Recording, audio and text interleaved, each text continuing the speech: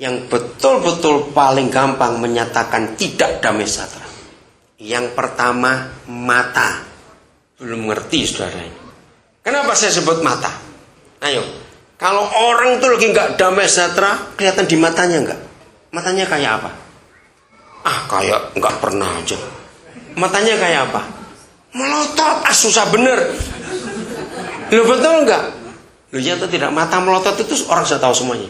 Kayak mau copot matanya itu. Wah, kalau saya jadi Tuhan, saya lepasin sekali matanya biar. Kalau saya Tuhan, untung Tuhan nggak kayak saya. Betul toh? Orang yang sedang emosi nggak damai itu matanya itu, saudara. Kayak itu. Yang kedua, mananya.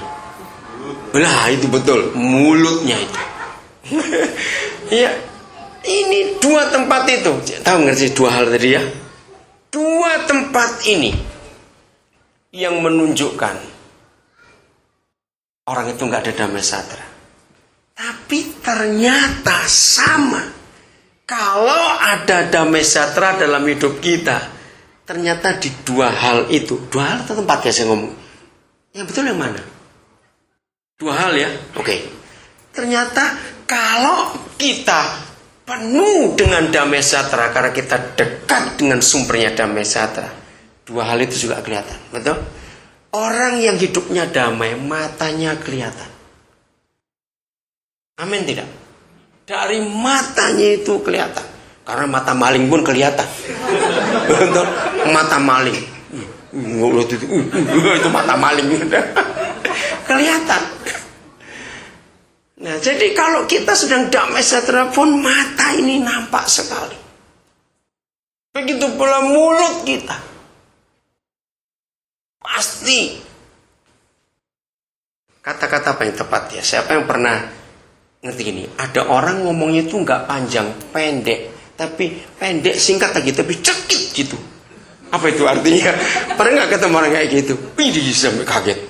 Ngomongnya pendek, teriak juga tidak. Tapi pernah ngerti ya? Kata-kata apa yang tepat ngomong gitu? Nyelekit, bahasa Jawa tuh nyelekit. Apa? Kedus, bahasa Jawa juga. Makanya itu rugi nggak bisa bahasa Jawa. Apa yuk? Ya kata-kata itu pendek, pedes. Iya, apalagi? Nusuk. Iya. Tahu toh seperti itu? Mematikan dulu kalau betul.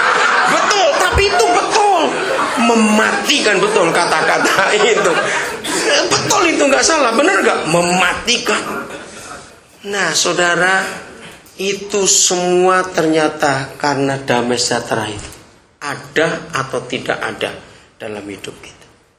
Nah, saudara perhatikan Roma 6 ayat 16 ayat 20. Papa, sadarkan kami dan kami mau bertobat dalam nama Yesus. Apa yang terjadi bagi kita anak-anak Papa di surga kalau kita terus tinggal di dalam sumbernya damai sejahtera itu? Lihat ayat ini, dahsyat sekali. Segera, jadi nggak lambat-lambat, segera akan menghancurkan iblis di bawah kakimu. Kok nggak ngamen sih dapat ayat ini? Ini lebih dari duit $2 juta, saudara. Loh kok nggak amin? Loh betul nggak? Menginjak iblis itu lebih daripada 2 juta, $10 juta, ya atau tidak? Karena nggak semua orang. Ayo kita balik ayat ini. Jadi, kalau saudara tidak dekat dengan sumbernya damai sejahtera, cepat jawab. Ayatnya bunyi apa? Nah, itu iblis nginjak kamu. Itu bedanya. Karena kalau kita tidak dekat dengan sumbernya damai sejahtera, iblis yang menginjak kita, iblis yang ngalahkan kita. Saudara, maka itu jangan siksa anak-anak. Sungguh jangan siksa anak-anak. Karena kalau sampai anak-anak tersiksa, itu karena kita berdua papa mama yang tidak menciptakan damai sejahtera di rumah. Anak-anak kasihan sekali. Saya belum ketemu lagi keluarga itu. Saya berusaha ketemu tapi tidak bisa, mungkin telepon saya berubah. Kisahnya sangat menyedihkan. Jadi sampai papanya anak itu meninggal, anak itu tidak pernah mau pulang.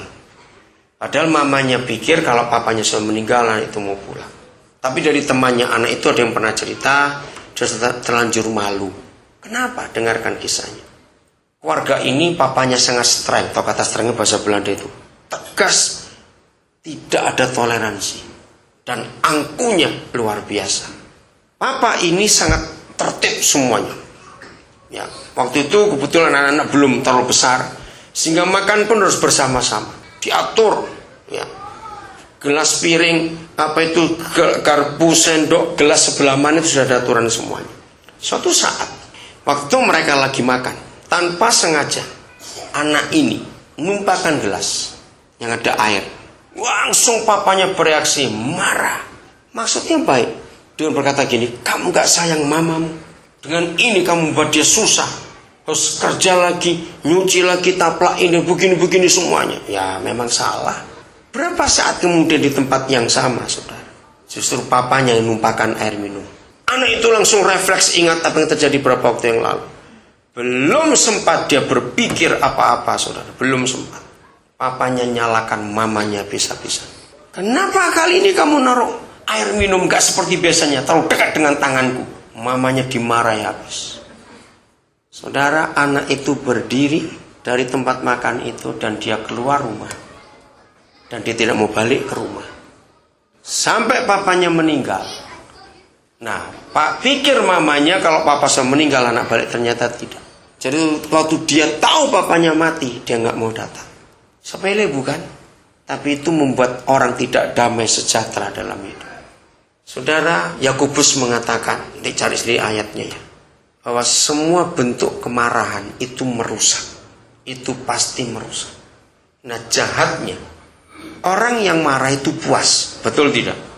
Tapi dia jahat, merusak yang lain. Maka itu jaga supaya kita tetap dekat dengan sumber damai sejahtera itu. Maka iblis pun akan kita injak di bawah telapak kaki kita. Itu janji yang Bapa berikan. Kasih karunia Yesus, Tuhan kita menyertai kamu. Saudara, jangan cuma kebiasaan membaca kasih karunia. Buat gereja, kata kasih karunia itu terlalu murah.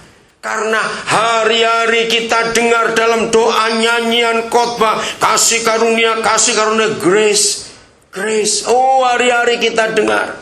Karena terlalu biasa kita mendengar kata kasih karunia, sampai kita lupa artinya apa. Saudara tahu kasih karunia itu artinya sangat hebat. Sangat hebat. Tanggal 11 Juli yang lalu, kami 24 orang, kami ada di Nusa Kambangan. 2 hari kami nginap di Cilacap dan malamnya ada KKR 2 hari. Kenapa masih 2 hari?